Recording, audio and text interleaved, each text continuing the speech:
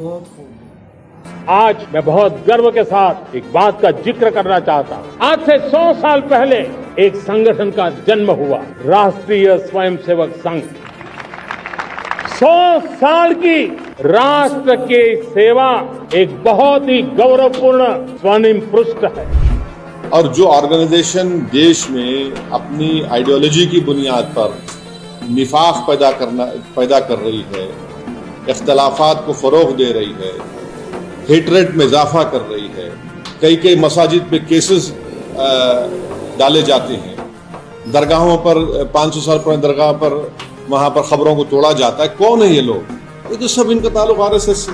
व्यक्ति निर्माण से राष्ट्र निर्माण के संकल्प को लेकर के 100 साल तक मां भारती का कल्याण का लक्ष्य लेकर के लक्षावधि स्वयंसेवकों ने मातृभूमि के कल्याण के लिए अपना जीवन समर्पित, सेवा, समर्पण, संगठन और अप्रतिम अनुशासन जिसकी पहचान रही है, ऐसा राष्ट्रीय स्वयंसेवक संघ दुनिया का ये सबसे बड़ा एनजीओ है। एक प्रकार से 100 साल का उसका समर्पण का इतिहास है। तो प्रधानमंत्री ये भी नहीं जानते हैं, मगर नहीं इकरार करेंगे कि भाई तिरंगा कब लहराया गया आरएसएस के दफ्तर के ऊपर। ऑर्गेनाइजर मैगजीन में जब संविधान बना तो उसके बारे में क्या कहा था ऑर्गेनाइजर मैगजीन ने गोलवालकर को कोट करके। प्रधानमंत्री जी ने लाल किले से जो अपना भाषण दिया, उस भाषण में उन्होंने आरएसएस का जिक्र किया, आरएसएस की उपलब्धियां बताई और आरएसएस के योगदान की बात की। आपने इसको ऊपर कमेंट किया, आपने ट्वीट किया है सर। देखिए, मेरी राय ये है कि हर प्रधानमंत्री देश का 15 अगस्त के दिन लाल किले से मुल्क की आवाम को, जनता को अपने भाषण के जरिए ये बताती है कि उनकी सरकार ने क्या किया या क्या करने वाले हैं। एक रिवायत रही है। मगर प्रधानमंत्री 15 अगस्त के दिन 2025 में खड़े होकर आरएसएस की तारीफ करना, उनके 100 साल के मुकम्मल होने पर उनके बारे में प्रधानमंत्री ने देश को जो बताया है, मैं समझता हूं कि ये हमारी जंग आज़ादी की जद्दोजहद की एक बहुत बड़ी तौहीन हुई। इसलिए कि आरएसएस और उनकी जितनी तंजीमें हैं वो तो जंग आज़ादी में हिस्सा नहीं लिए, बल्कि वो तो अंग्रेज़ों की ताईद में रहते थे और वो अंग्रेज़ों से ज़्यादा मुजाहिदीन आज़ादी से नफ़रत करते थे, चाहे गांधी हो या जितने बड़े बड़े नेता उस वक्त के हो हैं। तो मेरा मानना यह है कि आरएसएस हमेशा से 1925 से लेकर अब तक और मुस्तक़बिल में भी वो इंक्लूसिव नेशनलिज्म की मुखालिफत करती रही। जो यही इंक्लूसिव नेशनलिज्म जो हमारे बुजुर्ग गुजरे हैं, जो हमारे मुजाहिदीन आज़ादी गुजरे हैं, उन्होंने इसी बुनियाद पर इस देश को आज़ाद करवाया अंग्रेज़ों की ग़ुलामी से। और जो हिंदुत्व की आइडियोलॉजी है वो हमारे भारत के संविधान के बिल्कुल खिलाफ है, बिल्कुल खिलाफ है। कि प्रधानमंत्री अगर आरएसएस के दफ्तर पे गए तो मैं कुछ नहीं बोला, कि मैं जानता था वो तो स्वयंसेवक थे और हमेशा रहेंगे। मगर जब आप प्रधानमंत्री के तौर पर ये कह रहे हैं और इस तरह की बात कर रहे हैं, जो संघ परिवार इस मुल्क में हेटरेट को फैलाती है, डिवीजन होता है, तो ये तो प्रधानमंत्री उनकी तायीद कर रहे हैं। आप हम देख लीजिए कि नॉन कोऑपरेशन मूवमेंट है। सत्याग्रह जो होती थी 1920 और 40 में, रोलेट एक्ट के खिलाफ जो एजिटेशन होता था, सिविल डिसोबीडियंस या क्विट इंडिया मूवमेंट था, या नेवल म्यूटिनी इन मुंबई थी, इसमें क्या आरएसएस नजर आती है क्या आपको? फिर आप देख लीजिए, मैं ये क्यों कह रहा हूं, आरएसएस का जो प्रार्थना है, वो प्रार्थना में क्या लिखा गया है बताइए आप? क्या वो प्रार्थना इंक्लूसिव है? फिर आरएसएस का जो शपथ है, एक ही समुदाय के, रिलीजन, उनके सोसाइटी, कल्चर की बात होती है।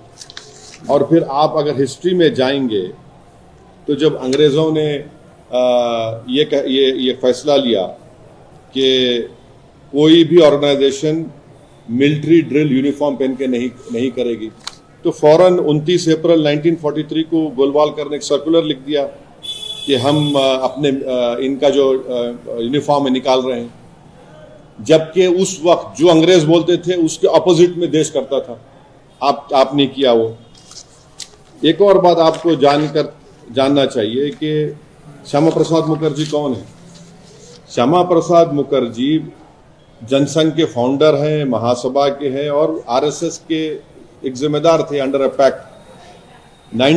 दिसंबर 1941 में श्यामा प्रसाद मुखर्जी बंगाल कैबिनेट में मंत्री बने। कौन उसको हेड कर रहा था? फजलुल हक। ये कौन था फजलुल हक?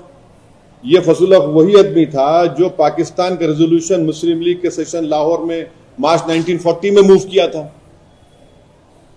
आप बताइए फिर आज प्रधानमंत्री इनका बात कर रहे हो। दूसरी आखिरी बात, ये जो प्रधानमंत्री कहते एनजीओ, आपको इनकी हिस्ट्री अगर मैं, क्योंकि वक्त नहीं है, मुख्तसर से अल्फाज में कह रहा हूं कि आरएसएस ने जो मिसलेनियस एप्लीकेशन नंबर 17 1978 में जो डिस्ट्रिक्ट जज नागपुर के सामने फाइल किया था, राजेंद्र सिंह ने फाइल किया था, जो बाद में बाला साहब दियोरस जो उस वक्त सरसंघचालक थे, उनके बाद वो सरसंघचालक बने। उन्होंने क्या लिखा पढ़ लीजिए आप।